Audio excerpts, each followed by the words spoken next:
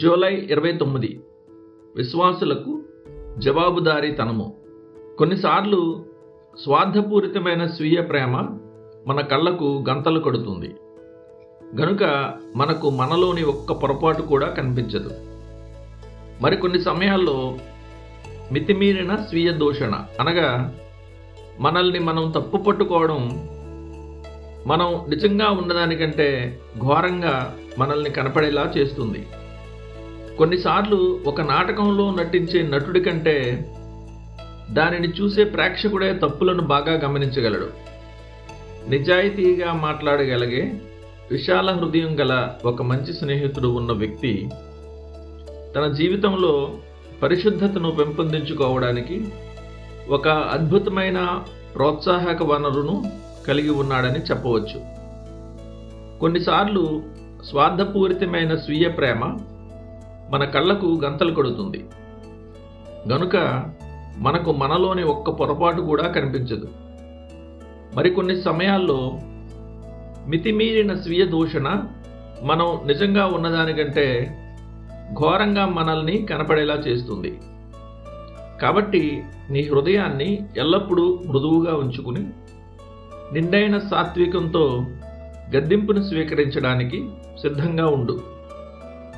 యథార్థమైన ముక్కుసూటితనాన్ని, నిష్కపటమైన ప్రవర్తనను తట్టుకోలేని వ్యక్తి మరెవరికంటే ఎక్కువగా తనను తానే గాయపరుచుకుంటాడు.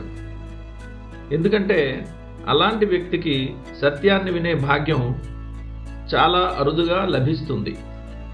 ఒకవేళ ఎవరైనా నిన్ను గద్దించినప్పుడు దానిని అంగీకరించే దీన మనస్సు నీకు లేకపోతే నువ్వు ఒక అపహాసకుడిగా మిగిలిపోతావు. సామెతలు 9:8. మరోవైపు తన సహోదరుడు తప్పుదారిలో వెళ్తున్నప్పుడు తగిన సమయంలో అతనిని గద్దించే అంతటి ప్రేమను కలిగి ఉండని వాడు క్రైస్తవుడిగా పిలువబడడానికి ఎంతమాత్రం యోగ్యుడు కాడు. సరికదా? హృదయంలో తన సహోదరుని మీద పగబట్టువానిగా తన్ను తాను నిరూపించుకుంటాడు. లేవియకాండము 19:17. నీతిమంతులు నన్ను కొట్టుట నాకు ఉపకారము అని దావీదు మహారాజు సెలవిచ్చాడు. కీర్తన 141:5. ఒక విశ్వాసి తనను గద్దించడాన్ని తన తల మీద ఒక ప్రశస్తమైన సుగంధ తైలపు పాత్రను పగలగొట్టి కుమ్మరించినంతటి ఉన్నతమైన ప్రేమ వ్యక్తీకరణగా అతడు స్వీకరించాడు. అతని క్రియలు కూడా అతడు పలికిన మాటలను నిరూపించాయి. వాస్తవానికి దావీదును గద్దించే తమ కర్తవ్యంలో దేవుని నడిపింపు లేదా సఫలత అబీగయీలుకు, నాతానుకు బాగా తెలుసు. నాబాలుకు మరియు అతని కుటుంబానికి విరోధంగా దావీదు పూనుకున్న పగ తీర్చుకునే క్రూరమైన ఆలోచనల గురించి అబీగయీలు అతనిని హెచ్చరించింది. అలాగే ఊరియాకు విరోధంగా చేసిన ఘోర పాపాన్ని బట్టి నాతాను ప్రవక్త దావీదును గద్దించాడు.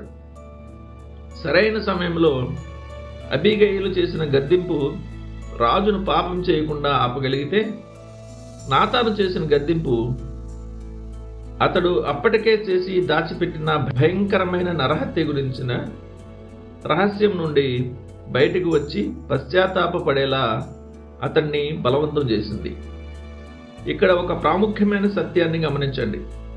ఈ ఇద్దరు పరిశుద్ధులు దేవుని ఆజ్ఞకు లోబడి తమ స్నేహితునికి నమ్మకంగా ఉండడం ద్వారా తమకు అప్పగించబడిన కఠినమైన బాధ్యతలను విజయవంతంగా నెరవేర్చడమే కాకుండా నిజానికి దావీదుకు ఎంతో ప్రీతిపాత్రులుగా మారారు.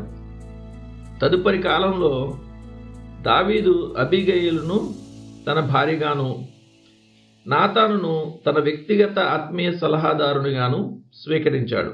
1 సమూయేలు 25, 2 సమూయేలు 12.